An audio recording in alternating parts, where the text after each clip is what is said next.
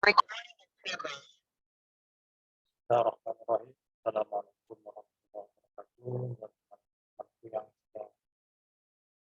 menyelesaikan skripsinya, berikut saya akan memberikan tutorial cara entry data untuk penelitian kuantitatif.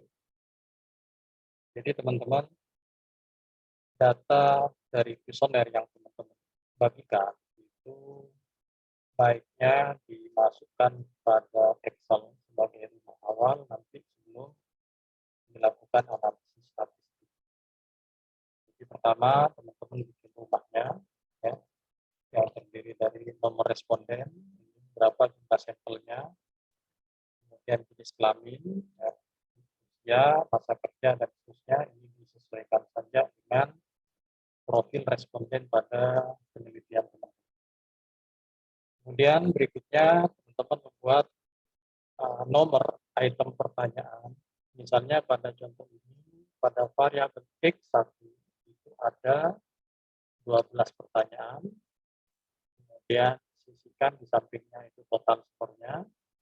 Begitu juga dengan variabel X2 dan variabel Y. Misalnya variabel X2-nya ada 6 pertanyaan dan variabel Y-nya ada 4 pertanyaan. Jadi yang penting teman-teman ingat, boleh pada variabel X2 itu nomor pertanyaannya melanjutkan variabel X1. Misalnya dari 12 ke 13, 14, 15, dan seterusnya. Yang penting teman-teman ingat. Berikutnya, teman-teman setelah mendistribusikan kuesioner, maka mulailah untuk memasukkan satu persatu jawaban responden pada kolom yang sudah disediakan. Misalnya nomor responden 1, ya. Ini jenis kelamin sama. Jadi kalau teman-teman ingat, misalnya memberikan coding ya, memberikan coding bahwa jenis kelamin ini dikasih keterangan 1 untuk laki-laki, 2 untuk perempuan, 2, 1, dan seterusnya itu bisa. Ini akan mempermudah ketika kita melakukan rekapitulasi. Jadi berapa jumlah yang 1 nanti dan berapa yang 2. Sehingga di persentase itu lebih mudah. Ini sebagai laporan ya, pada bab 4 kalian terkait profil responden. Begitu juga dengan usia.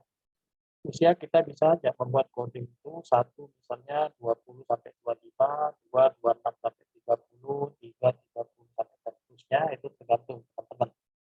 Diklasifikasikan saja biar tidak begitu menyulitkan dan terlalu banyak, dibuat saja misalnya usia itu range-nya 3, 20 sampai 30, 31 sampai 40, 41 sampai 50, atau 50 ke atas. Begitu juga dengan masa kerja. Jadi kalau sampelnya adalah kantor atau restoran misalnya kan, selama masa mereka berdagang itu berapa lama? 1 sampai 5 tahun misalnya kita kasih coding 1, 6 sampai 10 tahun 2, di atas 10 tahun 3, itu terserah. Ya. Jadi pada poin 3 ini hanya menjelaskan nanti di pembahasan itu profil responden, tidak dianalisis di statistik. Nah, kemudian pada misalnya responden nomor 1 itu jenis kelaminnya misalnya laki-laki, kita kasih skor 1, coding 1, usianya misalnya 25, berarti antara range 20 sampai 30 misalnya, skor poinnya 1, kita kasih codingnya, begitu juga masa kerjanya. Baru mulai pada jawaban pertama, responden nomor 1 itu misalnya 3. 3 ini artinya cukup.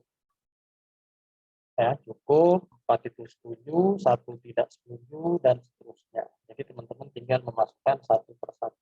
Ketika selesai, kita masuk ke responden nomor 2, begitu seterusnya. Ya. Jadi teman-teman, data ini perlu teman-teman perlukan satu untuk, kenapa harus ditulis semua? Ini untuk dilakukan nanti uji validitas dan reliabilitas data. Sementara sisanya untuk regresi itu yang diambil adalah pada total score. Jadi tiap variabel tinggal teman-teman jangan sampai diikutkan usia dan masa kerja atau jenis kelamin. Yang teman-teman jumlah itu hanyalah jawaban responden. Misalnya ini pertanyaan nomor 1 berarti dari startnya dari 3, kemudian di total score. Sum aja. Kemudian ini tinggal teman-teman copy dan teman-teman paste ke bawah kan, kontrol paste. Ini kan. Nah, jadi nanti di SPSS kita butuh data ini saja untuk melakukan regresi. Tapi kita butuh data ini untuk uji validitas dan reliabilitas data.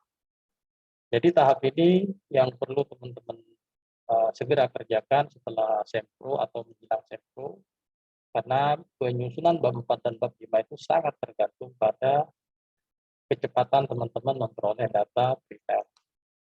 Ini untuk penelitian kuantitatif. Bagaimana dengan kualitatif? Oke, mudah-mudahan ini bisa rekodnya bisa nyambung. Untuk penelitian kualitatif itu teman-teman misalnya dengan menggunakan model konseptual. Pertama adalah reduksi data, penyajian, dan penyimpulan.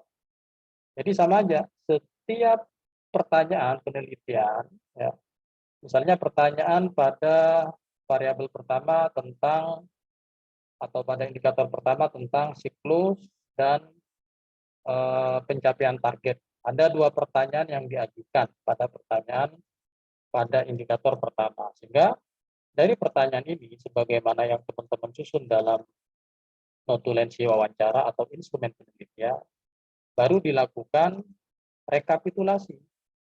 Proses awalnya kan dijelaskan di sini misalnya reduksi data dulu, baru disajikan, baru penyimpulan.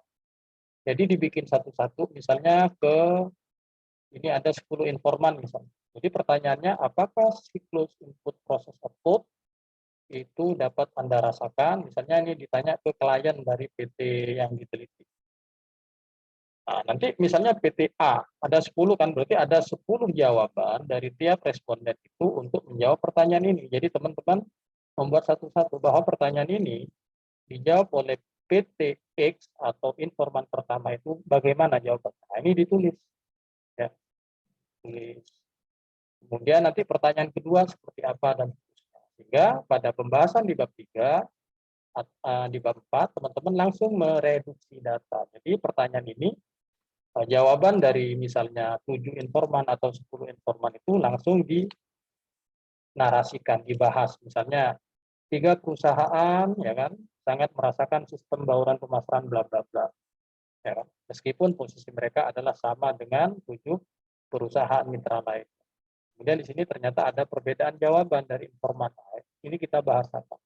Sementara 7 perusahaan sisanya mengaku tidak begitu mempedulikan.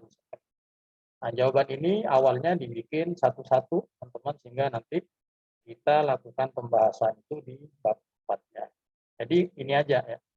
Jadi misalnya setelah pertanyaan satu selesai, masuk ke pertanyaan kedua, misalnya masalah analisis apa kan gitu. Nah, kita jelaskan modelnya seperti bagaimana, reduksi, penyajian, penyimpulan. Jadi dari sekian responden, dari sekian informan, pertanyaannya, poinnya adalah pada terkait misalnya kemampuan mengakomodir kepentingan kelompok, ya kan, dan memberikan edukasi kepada customer. Nah, kemudian teman-teman melakukan pembahasan. Jadi dari 10 perusahaan bahwa bla bla bla dan seterusnya.